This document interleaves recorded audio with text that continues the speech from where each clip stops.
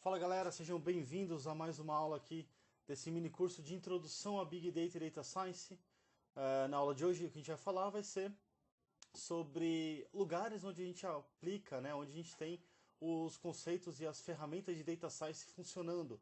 A gente vai entrar em alguns detalhes sobre projetos como desses, né, projetos como esses que serão apresentados aqui hoje, e onde que eles usam de fato recursos ou tecnologias, soluções e ferramentas de Data Science para resolver esses problemas, tá ok? Vamos lá, eu vou me apresentar, né? Meu nome é Diego Nogari, eu sou MVP em Data Platform desde 2008, tendo tido até então, né, essa quantidade de títulos sequenciais aí vindo da Microsoft, lá da Microsoft Corp em Seattle, e é uma grande honra para mim, né, fazer parte desse time super completo aqui do programa MVP. Eu fui Regional Mentor do PES nos anos 2014 2015, né, completando aí 2 anos de mandato com eles. Eu fui Board Advisor do PES também nos anos de 2015 2016, completando um mandato de 1 ano como esse conselheiro aí para a América Latina, né, das atividades que a gente fazia aí do grupo de usuários e toda essa comunidade grande do PES ao redor do mundo. Eu ajudava aqui na América Latina. Foi até o dia 1º de junho essa minha posição.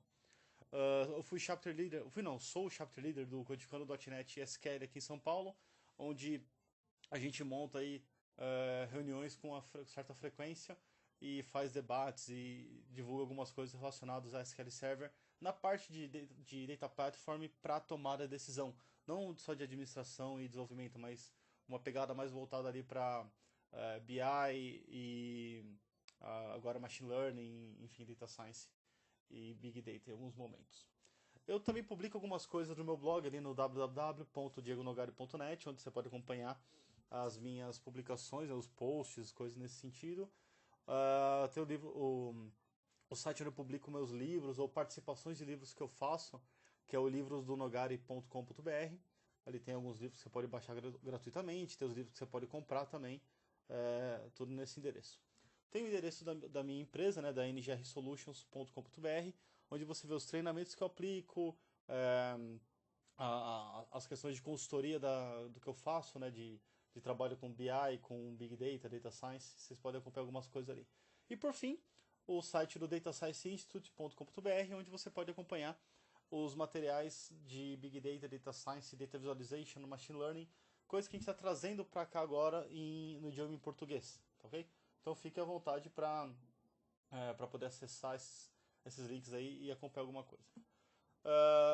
Tem aqui então o endereço para vocês mandarem dúvidas, caso vocês tenham dúvida de alguma coisa do material, fique à vontade para mandar nesse endereço em http://bit.ly/24cnv e maiúsculo 8, e você vai poder acompanhar, né? Você vai poder mandar sua pergunta para ali, a gente vai responder todas por e-mail, e algumas que a gente achar que for mais interessante para o curso como um todo, a gente vai ler ao vivo ali no dia 22, durante a aula que a gente vai fazer. Então aqui é a última aula desse curso. Bom, falando um pouquinho sobre questão de Data Science, onde que a gente aplica isso num cenário real, né? Muitas coisas de Data Science elas podem ser aplicadas, por exemplo, em ambientes que estudam muita coisa de astrofísica, né? Eu estou estudando astrofísica faz um tempo já. Eu estou alguns meses lendo bastante coisa sobre isso e brincando algumas coisas com alguns dados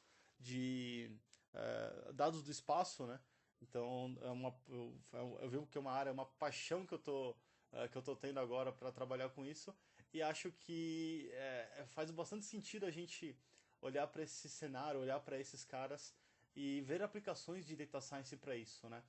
É, Aqui nesse caso tem uma representação aqui que não está em escala do nosso sistema solar, e é uma coisa que a gente pode, se a gente quiser, a gente consegue ter algumas informações daqui utilizando coisas de data science, né?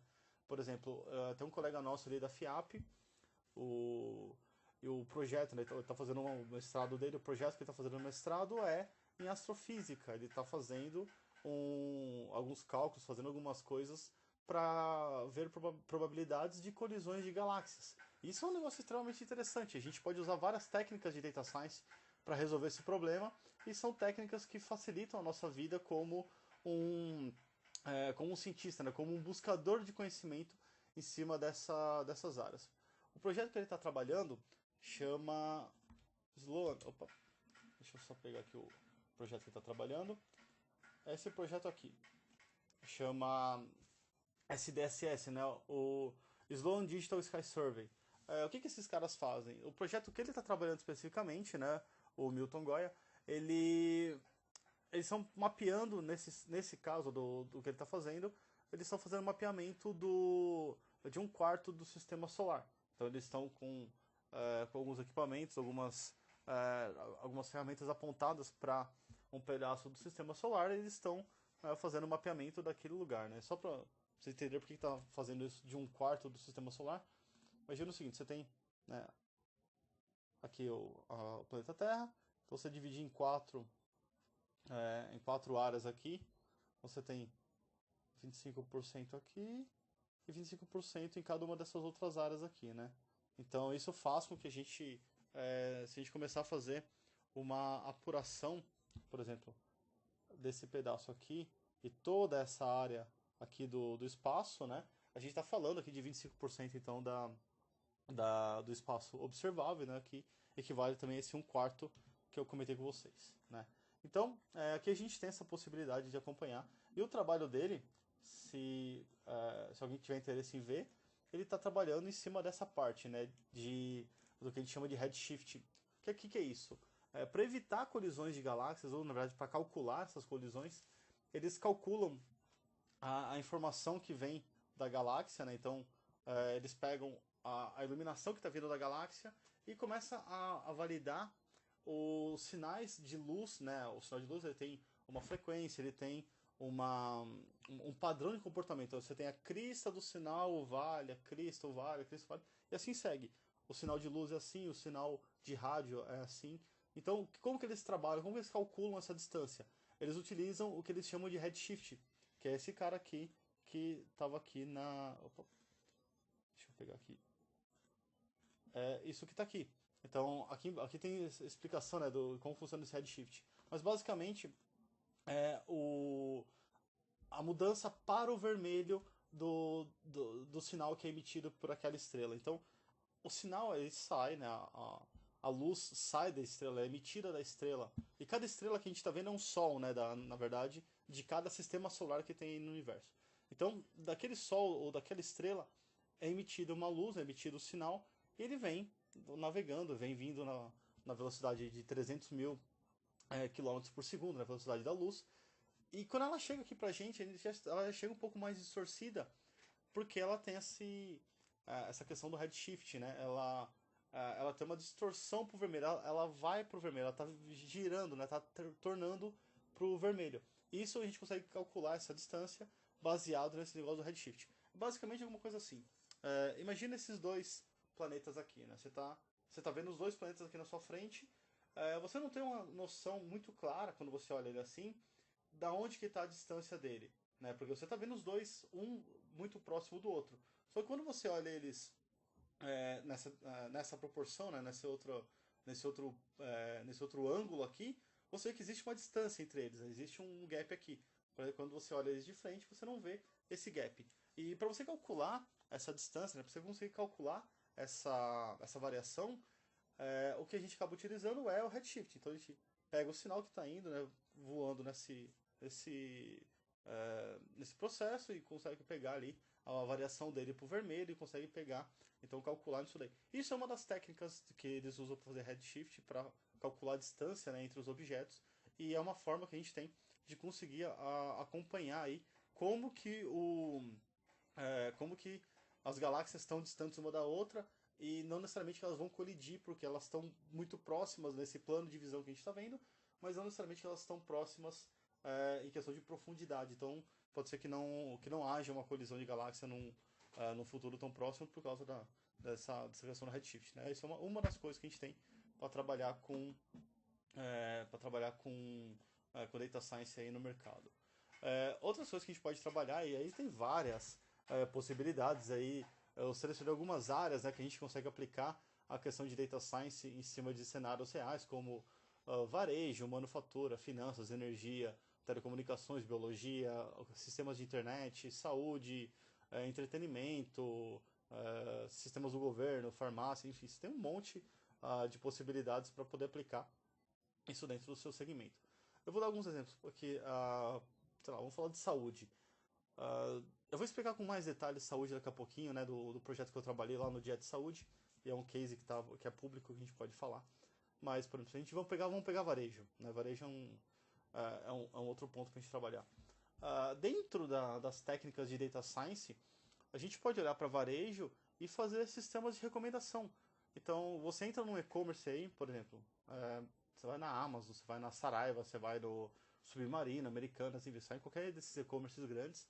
E toda hora que você escolhe um produto para pôr no seu carrinho de compras, a gente tem um sistema por trás que vai analisar outros itens que já foram consumidos com aquele produto, né, com aquele item que você colocou no seu carrinho de compras, e vai falar assim, olha, pessoas que compraram este produto também compraram esse.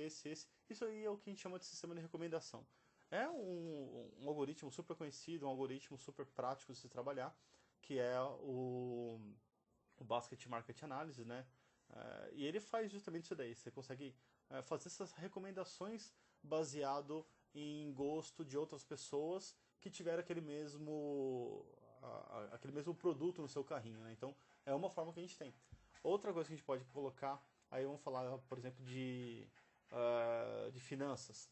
A gente pode evitar fraude em vários segmentos utilizando o conceito de Data Science, né? Então, evitar fraude, evitar o uso descompensado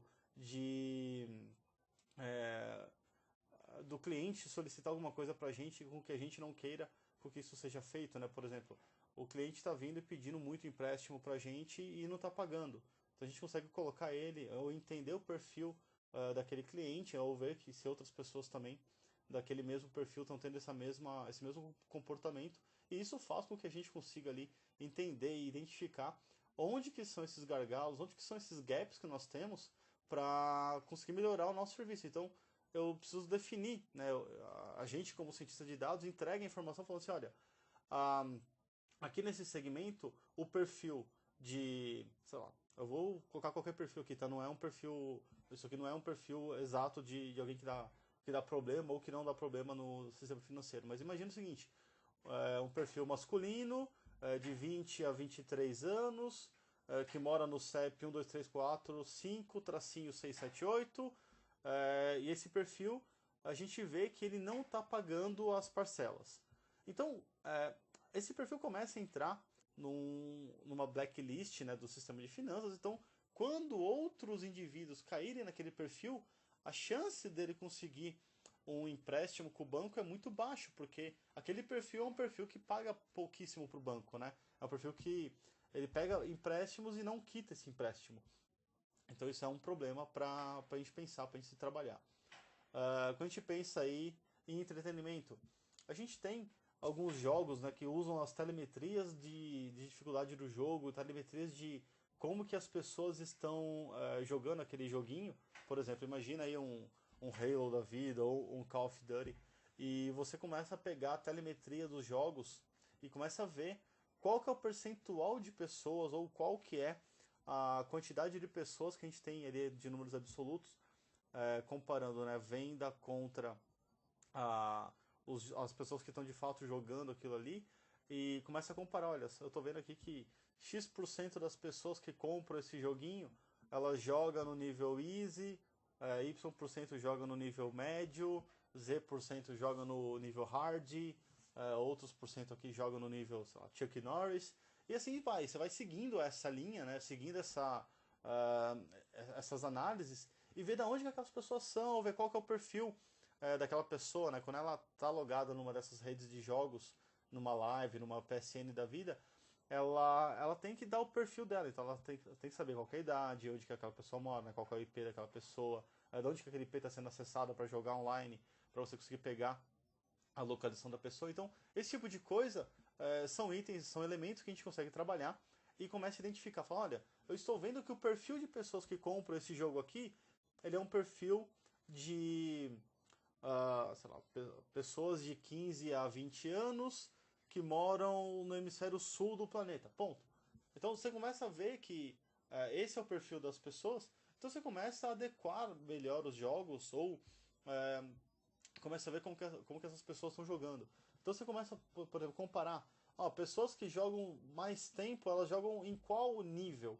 No nível mais hard ou no nível mais fácil, né? O nível mais difícil ou o nível mais fácil. Então você começa a adequar a sua próxima produção do game baseado nesses dados. Porque você está vendo que 90% das pessoas jogam no nível hard e elas jogam muitas horas, então isso significa que aquele jogo, tendo a dificuldade que ele tem, as pessoas gostam dele. Então você não vai deixar o jogo mais simples porque as pessoas estão jogando muito naquele jogo. Não, você tem que fazer o contrário. Se caso ah, as pessoas não estivessem utilizando ali o hard, por exemplo, ou o nível hard dele ter muito menos horas do que o nível easy, aí você, sei lá, baixaria a régua, né, da dificuldade do jogo para pegar aquele público que não está jogando no hard, está jogando no easy, e passá-los para jogar no hard ou para melhorar o engajamento do pessoal que não está jogando. Enfim, você tem N estratégias para você trabalhar para fazer isso acontecer, né? Como eu comentei com vocês, vou falar um pouquinho mais da parte de saúde agora, que é um case público que a gente tem lá do Jet Saúde, que deu um sucesso muito grande, né, do projeto, tanto que a gente foi apresentar esse projeto aí no Keynote, tanto do TechEd do ano 2015, quanto no Build que teve aqui em São Paulo, né? A gente fez a apresentação lá no Build, foi dentro do estádio lá do Palmeiras, né? Lá no Allianz Parque, foi uma apresentação bem legal que a gente participou lá, justamente para fazer fazer divulgação disso, né? Mostrar um case real do uso de técnicas de data science na saúde, utilizando aí ferramentas, no caso da Microsoft. Basicamente, essa foto que está aqui para vocês é para a gente conseguir identificar o que a gente tem aqui na foto, né? Eu tenho aqui na foto, eu tenho cereais, eu tenho bebidas, eu tenho condimentos, né? Eu tenho, seriam os temperos, eu tenho achocolatados, enfim, tem um monte de informação aqui dentro que permite que a gente consiga tomar alguma decisão. O que é isso? Eu preciso identificar, dentro desse mar de informação que eu tenho aqui, quais são os nossos produtos, né? Quais seriam os grupos de alimentos que a gente tem em cada um desses alimentos que estão sendo apresentados ou estão sendo consumidos pelo nosso público. Dentro do Dieta de Saúde, a gente fez algo parecido. A gente pegou informação nutricional dos alimentos que as pessoas colocavam dentro do aplicativo do Dieta de Saúde, né? Então, a gente foi lá e identificou quais eram as informações nutricionais que a gente tinha em cada um dos alimentos, colocou isso como features da nossa máquina, do aprendizado de máquina, né, que seriam as colunas do nosso aprendizado de máquina, trabalhou em cima desse cenário por um tempo e começamos a criar segmentos ou criar os modelos preditivos para que a gente conseguisse olhar para um cenário como esse, olhar para essas análises e falar assim, beleza, já sei qual que é a informação que tem aquele grupo alimentar. Então, qualquer alimento novo que entrar dentro da nossa base e ele passar para esse grupo alimentar, a gente consegue pegar e falar assim, beleza, tenho essa informação aqui, essa informação está correta, né? Essa informação está dentro da minha taxa de assertividade ali que eu defini como sendo a minha assertividade mais baixa dentro dessa análise. Então eu consigo falar que esse alimento aqui que foi inserido agora, ele é uma fruta, ele é um legume, ele é uma carne, ele é um leite, ele é um ovo, enfim, eu consigo fazer essa separação. No primeiro momento, quando a gente começou a desenhar esse projeto, reparem que existe aqui, né, na tela o exemplo de quão catastrófico foi fazer o arranjo desses dados. Né? Foi um negócio bem complexo, porque a gente não tinha a certeza, a gente não tinha o domínio de como que essa informação nutricional se comunicava uma com a outra, né? Como que elas trabalhavam. Então a gente teve um trabalho muito grande junto com a equipe nutricional, que é a equipe de negócio, né? A equipe de business que manja desse assunto. Porque vocês viram, né, que a área de data science, a área do cientista de dados, ela é uma área plural, né? A gente falou sobre isso algumas aulas atrás. Então, quando a gente pensa naquele time de futebol, né? Eu tenho a área de negócio, eu tenho a área de data visualization, eu tenho a área de machine learning, eu tenho a área de processos acadêmicos, né? Processo científico, metodologia científica. Então, a gente juntou algumas pessoas e foi para cima da área de negócio para entender como que funciona a questão alimentar junto à equipe nutricional, junto aos caras que manjam do business desse cenário, né, desse segmento. Então a gente entendeu como que funcionava ali, e depois que a gente começou a fazer a separação aqui, né, saindo dessa entropia de dados, a gente chegou em alguma coisa como essa. Opa, aqui. A gente chegou em alguma coisa como essa, onde a gente tinha, aqui eu tenho 4 grupos, né, 5 grupos separados, 4, 5 grupos, e a gente chegou num modelo onde esses dados estavam fazendo sentido e esses dados estavam corretos, né? Então a gente começou a separar ali, eu tenho aqui uma informação muito clara para mim o que é o cereal, tem uma informação muito clara o que é a carne, o que é a verdura, o legume, o leite, o ovo, e assim segue, por 12 grupos. Então, depois que a gente saiu essa entropia de dados aqui, a gente chegou nesse segmento e conseguiu ver aonde que se aplicavam esses elementos, onde que se aplicavam esses itens, e esses itens eles começaram a fazer sentido em vários pontos, né, em vários momentos, quando entrava um alimento novo, por exemplo, na nossa base aqui. Opa, volta pra cá. Entrava um alimento novo aqui, sei lá. Opa, aqui. Entrava um alimento novo aqui nesse lugar. O que acontece? Eu sabia exatamente onde que esse alimento estava se enquadrando. Ele fazia parte desse bloco vermelho que está aí no meio. Quando entrava um alimento novo, por exemplo, aqui, eu sabia onde ele estava fazendo parte porque o alimento que está se encaixando aqui, ele está fazendo parte desse bloco azul, né, ou o bloco vermelho, ou um alimento novo aqui. Ele está aqui, né, fazendo parte dessa grande área verde, e assim segue. Então, a gente conseguia ter essa montagem, né, essa visão, simplesmente por causa da informação nutricional do alimento. Isso permitiu com que a gente tivesse o entendimento do nosso alimento e fizesse coisas do tipo, né, saindo de um grupo alimento bagunçado como esse, indo para uma área mais estruturada. Então, comparando, né, algumas coisas que, como, por exemplo, olhando cereais contra todos os outros alimentos da nossa base, ele ficou muito claro para a gente onde que eles estavam. Se eu olhasse carne contra os outros alimentos da nossa base, estava muito claro onde que eles estavam. Obviamente não foram somente esses 3 itens, né? Aqui a gente está mostrando somente 3 nutrientes, né, ou 3 informações nutricionais da nossa base para trabalhar com isso. Só que, obviamente, um alimento é muito mais complexo do que só proteína, carboidrato e gordura. A gente teve que montar isso com muito mais detalhes, né, olhando muitas outras features, mas para ter uma representação visual que cabesse aqui, né, no mínimo em 3 dimensões para mostrar para vocês, ficou dessa forma.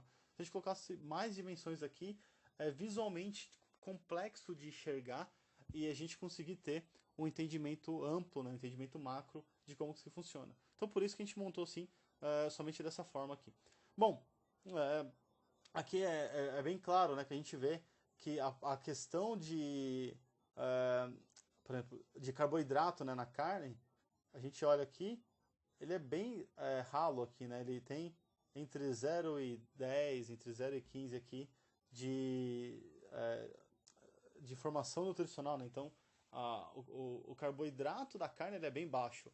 Só que se a gente olha aqui as proteínas, né, nesse eixo Y aqui, a proteína ela é alta, né? Então a gente tem aqui alguns elementos indo de 10 para cima aqui. Então, se a gente cortasse aqui esse gráfico para cá, todos eles acabam se encaixando aqui nessa faixa, né? E a questão da gordura, que seria aqui já o eixo Z, a gente tem vários itens aqui vindo de gordura, até aqui esse ponto mais ou menos. Se a gente traça a reta para cá, ela ali vai até o número 15 ali, né?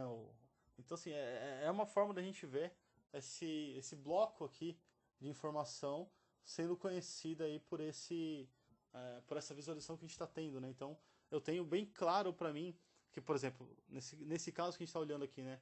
As carnes dessa minha amostra, o carboidrato dela não passa ali de 10, 15, as proteínas entre 15 ali, ou entre 12 mais ou menos e 30, 35 ali, e as gorduras não passa de 15. Então assim, tem toda uma métrica por trás, tem todo um conhecimento por trás que foi adquirido para poder montar isso daí. Aí quando a gente olha, por exemplo, o comparativo junto aqui aos cereais, a gente vê que é bem diferente esse cenário, né? O carboidrato do cereal, que é aqui meu eixo X, ele, ele começa todo ele aqui, né, a partir do 20. A gente olha o meu eixo Y aqui, a gente vê que ele não tem nada com menos do que 5, né? Se a gente for comparar aqui o... Aí tem toda uma linha que tá torta aqui, mas que deveria ser nessa pegada. Deixa eu tentar limpar ela aqui. Vou passar aqui os 5 de novo. Opa. Aqui, ó. O 5 do... esse 5 aqui, na verdade, acabou casando com o 5 da profundidade, né? Que é esse daqui. Mas esse aqui é o original que deveria ter traçado essa reta aqui. Então você vê que todos eles estão acima de 5 aqui e meio que abaixo de 20 na, uh, aqui na questão de proteínas. E gorduras, né? Aqui dos cereais a gente tem ela bem pulverizado em todos os segmentos. Então isso faz com que o nosso alimento, ou que o nosso entendimento do alimento seja possível. E acaba que a gente conseguiu, né, sair de uma entropia de dados, que é esse desenho que está na esquerda aí, separando todos esses grupos e indo ali pro ponto da direita, onde está tudo bem organizadinho, a gente sabe onde que está cada um desses elementos que a gente está vendo. E um ponto bacana disso aqui é que a gente conseguiu expandir o aplicativo do Dia de Saúde para o México, porque a gente, independente de saber o que é um burrito, o que é uma quesadilha, o que é uma tortilha, eu não preciso saber disso para poder falar para ele, olha, isso aqui é uma carne, isso é um leite, isso aqui é um legume, isso aqui é uma fruta. Eu simplesmente pego aquela informação nutricional, jogo dentro do aplicativo, jogo dentro do cenário que a gente está montando aqui, e ele consegue identificar isso, consegue mandar isso daí para o nosso portal, né? E aí eu consigo saber lá, a quesadilha é sei lá, um derivado do leite. Não é, tá? Eu nem sei o que é. Qual que seria a classificação correta numa quesadilha. Eu não cheguei a olhar isso no aplicativo. Mas é essa pegada, né? Assim, você coloca a informação lá por dentro, ele processa isso dentro dessas técnicas de data science, né? Utilizando os recursos de machine learning, com essas classificações que foram feitas, e fala, ó, isso que você quer é tal coisa, isso que você quer é tal coisa. É uma forma da gente ter mais uma aplicação prática disso dentro do segmento, ok? Bom, de novo, né, dúvidas que vocês tenham com relação a esse material, fique à vontade para preencher o formulário lá nesse endereço que está aí na tela, nesse Google Docs. Na verdade é um Google Formulário, né, que você preenche lá, ele vai para o Excel depois. E a gente vai tentar responder todas elas, no máximo, aí, num curto prazo de tempo. Sobre o certificado de participação, caso alguém tenha interesse em adquirir o certificado, é só entrar nesse endereço em http://www.datascienceinstitute.com.br/certificado de participação, e ali você tem a possibilidade de fazer a aquisição do certificado, ok? Eu também estou publicando um livro junto com o Thiago Zavascki, um engenheiro da Microsoft e amigo pessoal meu, sobre análise preditiva com Azure Machine Learning e R. E esse livro vai ser publicado agora no final do ano, né, no final agora de 2016. E ele já está bem avançado, já tem bastante coisa pronta, e você vai conseguir aí montar bastante interação e criar esses processos de aprendizado de máquina no Azure, né, no Software as a Service da Microsoft, e expandir isso daí com R, tá ok? Então, fique à vontade caso alguém queira entrar e comprar o livro, tá disponível ali, tá ok? Bom, pessoal, obrigado, espero que vocês tenham gostado de mais uma aula desse mini curso. E não deixem de continuar, né? Continuem participando e vendo com a gente essas aulas, ok? Valeu, pessoal. Abraço. Tchau, tchau.